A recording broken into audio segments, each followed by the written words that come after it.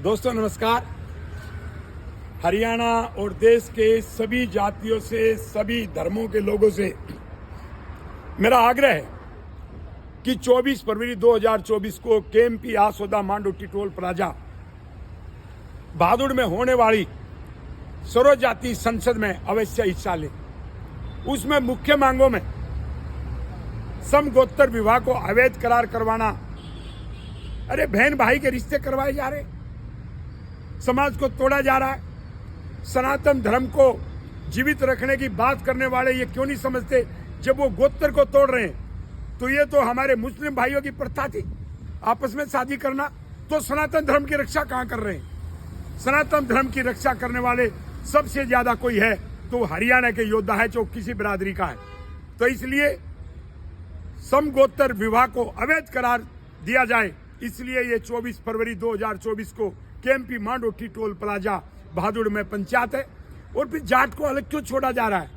जाट, बिश्नोई, त्यागी, जट सिख, उसके बाद दूसरे जो हमारी जो बिरादरियां हैं, रोड भाई, उनको आरक्षण नहीं मिल रहा। वो भी कृषक जातियां हैं, देश की सभी कृषक जातियों का आरक्षण मिल गया, तो इन भाइयों को आरक्षण क्यों नहीं मिले? सर्व समाज को ये बात इकट्ठे होकर के उठानी चाहिए।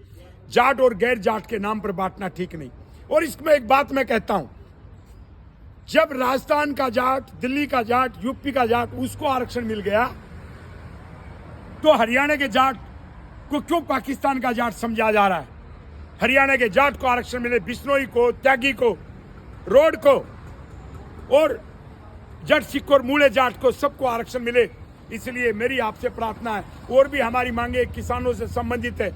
आओ 24 फरवरी 2024 केएमपी आसोदा मांडोटी टोल प्लाजा बहादुर में, और आकर के जनता संसद के माध्यम से, सर्व जाति संसद के माध्यम से बता दो कि समाज एक है, और बता दो कि जो फूट डालने वाले हैं उनकी फूट डालने से फूट समाज में नहीं पड़ेगी। ये आज हरियाणा की संस्कृति पुकार रही है, क्योंकि ये वो समाज है जिनके आरक्षण की बात कर रहे हैं, जो सेना में मेडल लेके आते हैं, वीर गति को प्राप्त होते हैं, सीमाओं की रक्षा करते हैं, जो विश्व में आपके ओलंपिक से मेडल लेकर के आते हैं, जो हमेशा सबकी मदद करते हैं, जो देशभक्ति में सबसे आगे रहते हैं, और जो सनातन धर्म की बात करते हैं। उनसे मैं एक सवाल पूछता हूं कि मुस्लिम भाइयों में यह प्रथा है कि चाचा ताई की, ताऊ की लड़की से शादी करना, लेकिन हमारे सनातन धर्म में नहीं है।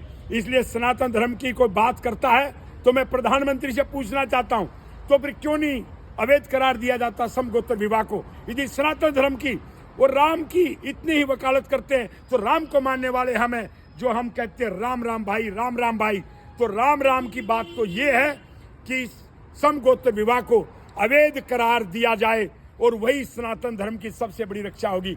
और सभी धर्मों को और सभी जातियों को इसमें सहयोग करना चाहिए, इस आंदोलन में शामिल होना चाहिए। ये आंदोलन एक भूकंप का रूप ले।